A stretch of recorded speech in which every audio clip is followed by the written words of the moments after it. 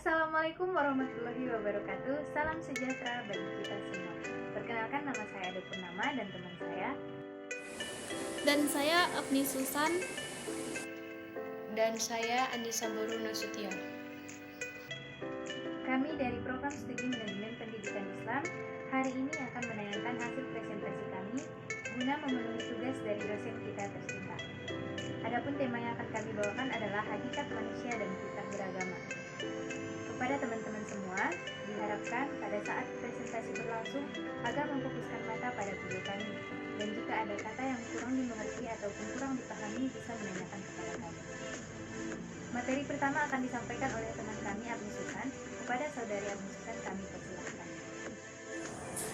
Terima kasih saya ucapkan kepada moderator karena telah mempersilakan saya untuk membacakan pembahasan makalah kami, yaitu tentang hakikat manusia. Sebelum kita mengetahui hakikat manusia, alangkah baiknya kita terlebih dahulu mengetahui proses terjadinya manusia. Sebagaimana Allah telah menjelaskan dalam Al-Quran surat Al-Mu'minun ayat 12-14, yang artinya, dan sesungguhnya kami telah menciptakan manusia itu dari suatu saripati atau yang berasal dari tanah. Kemudian kami jadikan saripati itu air mani yang disimpan dalam tempat yang kokoh atau rahim.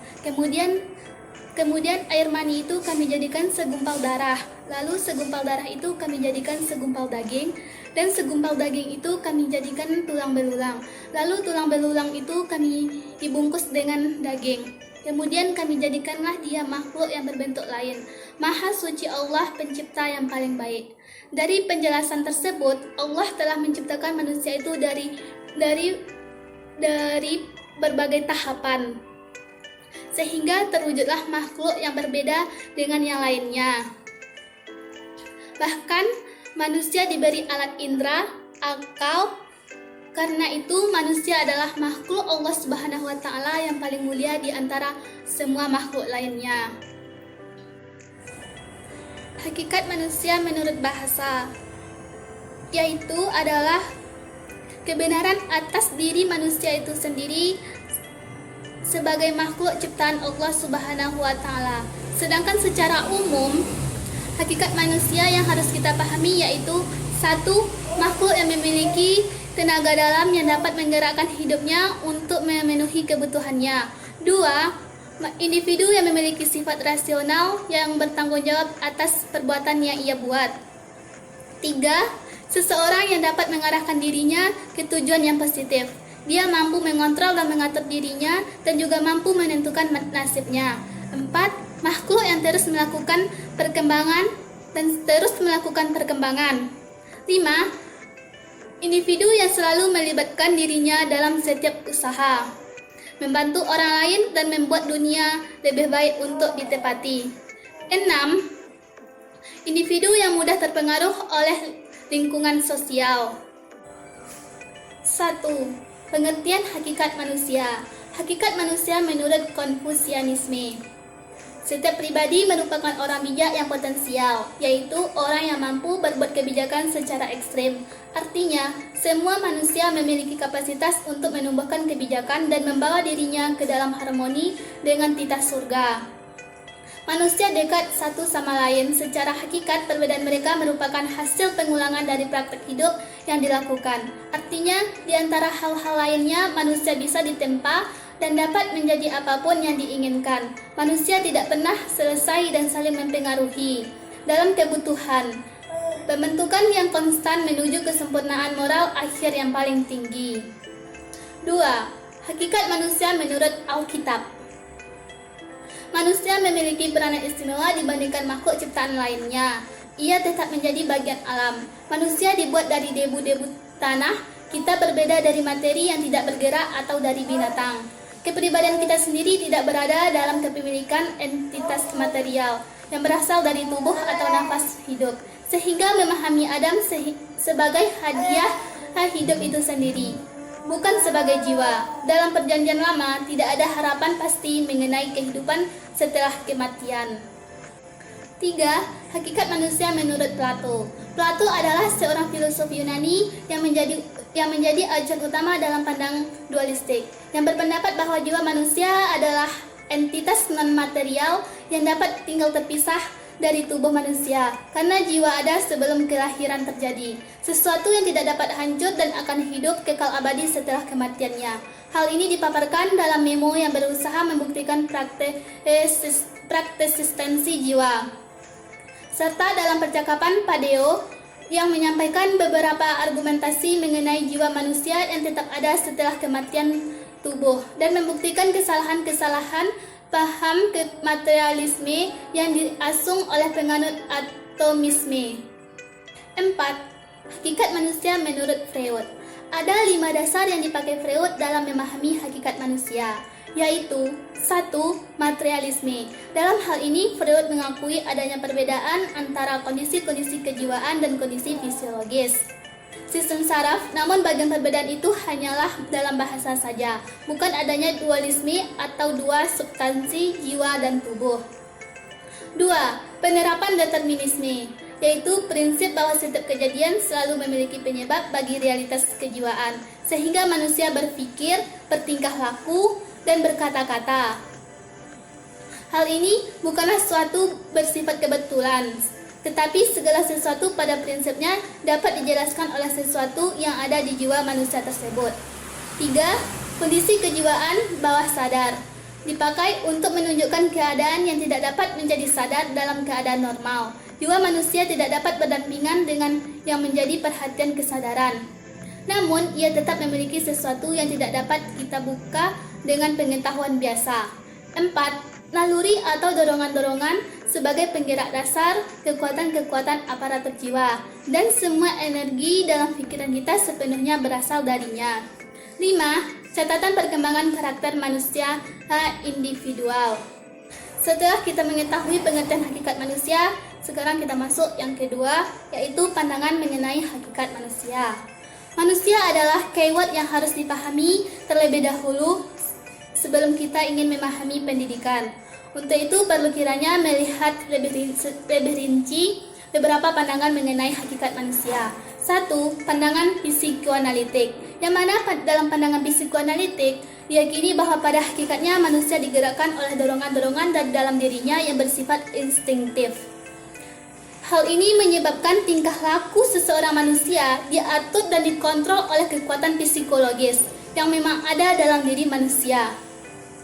Terkait hal ini, manusia tidak memegang atau tidak menentukan atas nasibnya seseorang, tapi tingkah laku seseorang itu semata-mata diarahkan untuk memuaskan kebutuhan dan instinktif biologisnya. Kedua, pandangan humanistik. Para humanis menyatakan bahwa manusia memiliki dorongan-dorongan dalam dirinya untuk mengarahkan dirinya mencapai tujuan yang positif. Mereka menganggap manusia itu rasional dan dapat menentukan nasibnya sendiri. Hal ini membuat manusia itu terus melakukan perubahan dan berkembang untuk menjadi pribadi yang lebih baik dan lebih sempurna.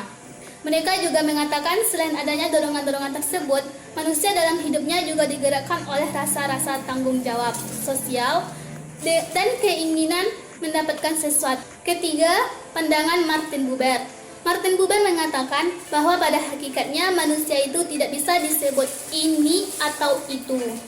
Menurutnya, manusia adalah sebuah eksistensi atau keberadaan yang memiliki potensi namun dibatasi oleh kesemestaan alam. Namun keterbatasan ini hanya bersifat faktual, bukan esensial, sehingga apa yang dilakukannya tidak dapat diprediksi. Dalam pandangan ini, manusia berpotensi untuk menjadi baik atau jahat, tergantung kecenderungan mana yang lebih besar dalam diri manusia. Hal ini memungkinkan manusia yang baik kadang-kadang juga melakukan kesalahan. 4. Pandangan behavioristik. Pada dasarnya, kelompok behavioristik menganggap manusia sebagai makhluk yang reaktif dan tingkah lakunya dikendalikan oleh faktor-faktor dari luar dirinya, yaitu lingkungan. Lingkungan merupakan faktor yang paling dominan yang mengikat hubungan individu. Hubungan ini diatur oleh hukum-hukum belajar, seperti adanya teori conditioning atau teori pembiasaan dan keteladanan. Mereka juga meyakini bahwa baik dan buruk itu adalah karena pengaruh lingkungan. 5. Pandangan mekanistik. Dalam pandangan mekanistik, semua benda yang ada di dunia ini termasuk makhluk hidup, dipandang sebagai mesin. Dan semua proses termasuk proses psikologis pada akhirnya dapat diredusir menjadi proses fisik dan kimiawi. Locke dan Hume berdasarkan asumsi ini memandang manusia sebagai robot yang pasif yang digerakkan oleh daya dari luar dirinya. Menurut penulis, pendapat ini seperti menafikan keberadaan potensi diri manusia sehingga manusia hanya ada diaktifasi oleh kekuatan yang ada di luar dirinya. 6. Pandangan organismik. Dalam pandangan organismik, mereka menganggap manusia sebagai sesuatu keseluruhan yang lebih daripada hanya penjumlahan dari bagian-bagian. Dalam pandangan ini, dunia dianggap sebagai sistem yang hidup seperti halnya tumbuhan dan binatang. Organismik mengatakan bahwa pada hakikatnya manusia bersifat katif, keutuhan yang terorganisasi dan selalu berubah. Manusia menjadi sesuatu dari apa yang dilakukannya sendiri karena hasil mempelajari. Yang ketujuh atau yang terakhir, pandangan konseptual. Dalam pandangan konseptual, manusia hanya dapat dipahami melalui konteksnya. Manusia tidak independen, melainkan merupakan bagian dari lingkungannya. Manusia adalah individu yang aktif dan organisme. Untuk bisa memahami manusia, pandangan ini mengharuskan mengenal perkembangan manusia secara utuh, seperti memperhatikan gejala-gejala fisik, psikis, dan juga lingkungannya, serta peristiwa-peristiwa budaya dan historis. Cukup sekian dulu dari saya kembalikan lagi kepada moderator.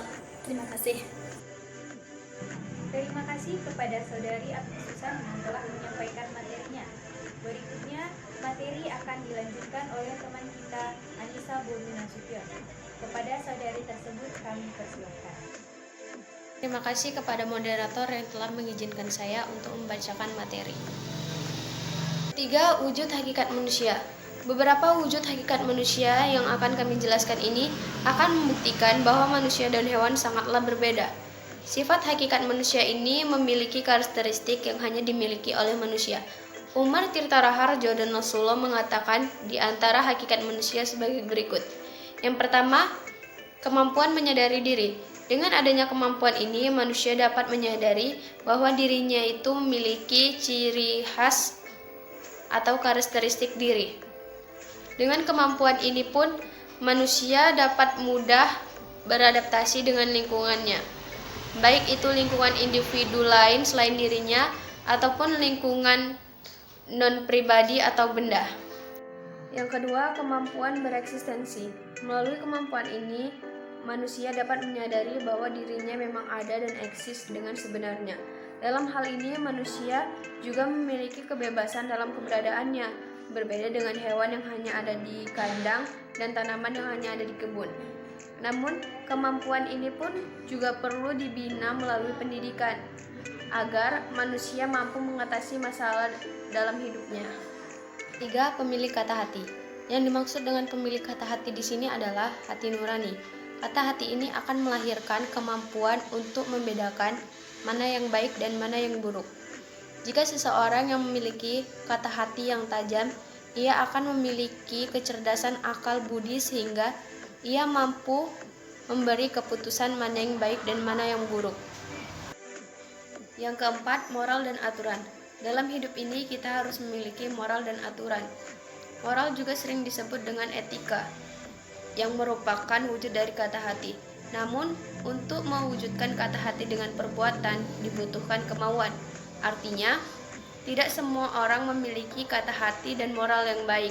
Maka dari itu, seseorang akan bisa dikatakan memiliki moral yang baik apabila ia telah mewujudkan perbuatan dalam bentuk nilai-nilai moral tersebut. Yang kelima, kemampuan bertanggung jawab. Baik itu tanggung jawab kepada Tuhan, masyarakat, atau diri sendiri. Dengan kata lain, tanggung jawab adalah kemauan dan kesediaan menanggung segala akibat dari perbuatan yang ia lakukan. Yang keenam, rasa kebebasan. Yang dimaksud rasa kebebasan di sini adalah rasa bebas yang harus sesuai dengan kodrat manusia pada umumnya. Artinya, harus ada aturan-aturan yang mengikat sehingga tidak mengusik kebebasan orang lain. Yang ketujuh, kesediaan melaksanakan hak dan kewajiban. Idealnya ada hak, ada kewajiban. Hak baru dapat diperoleh setelah pemenuhan kewajiban, bukan sebaliknya.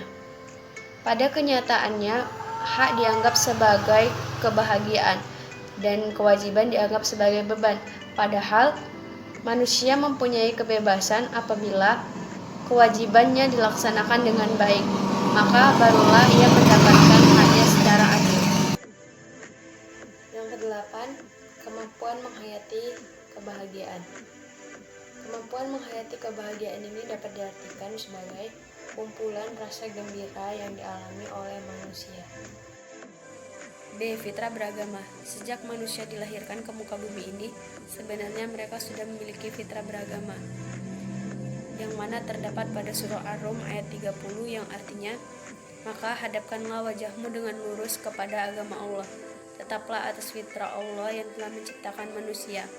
Menurut fitrah itu, tidak ada perubahan pada fitrah Allah. Itulah agama yang lurus, tetapi kebanyakan manusia tidak mengetahui itu. Ayat tersebut menjelaskan tentang keadaan fitrah manusia yang selalu condong untuk beragama. Artinya, fitrah itu telah ada sejak manusia diciptakan. 1. Fitrah beragama tauhid.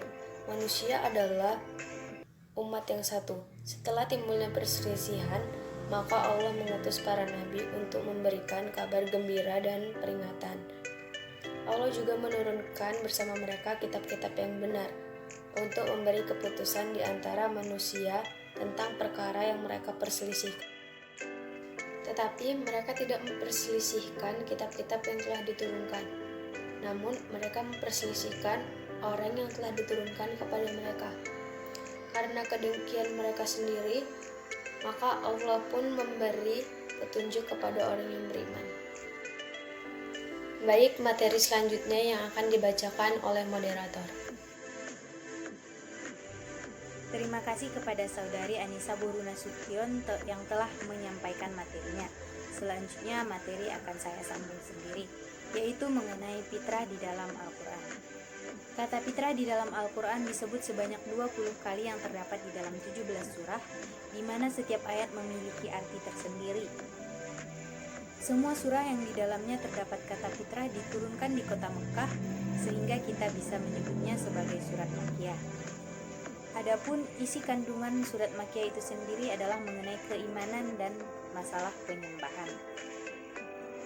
Dengan demikian, setiap penciptaan yang menggunakan kata fitrah selalu dikaitkan dengan potensi keimanan. Menurut pandangan Islam, setiap manusia yang dilahirkan memiliki potensi keimanan, baik potensi itu teraktualkan menjadi seorang mukmin atau malah menjadi seorang musyrik.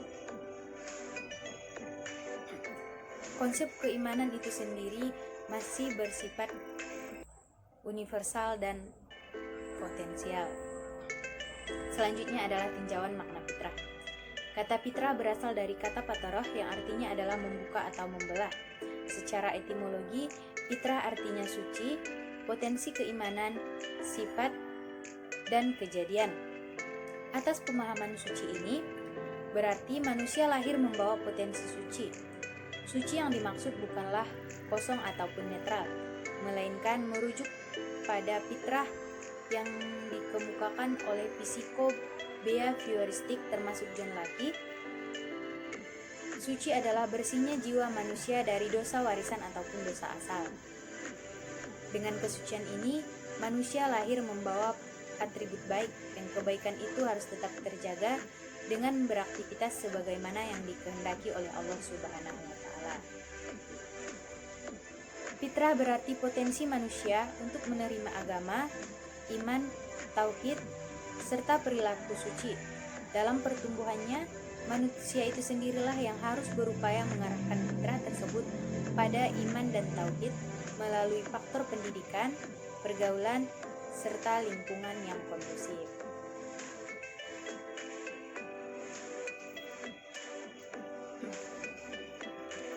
Bila faktor tersebut gagal dalam menumbuh kembangkan manusia, maka dapat dikatakan bahwa fitrah tersebut dalam keadaan tertutup dan akan dapat terbuka kembali apabila faktor-faktor tersebut mendukungnya.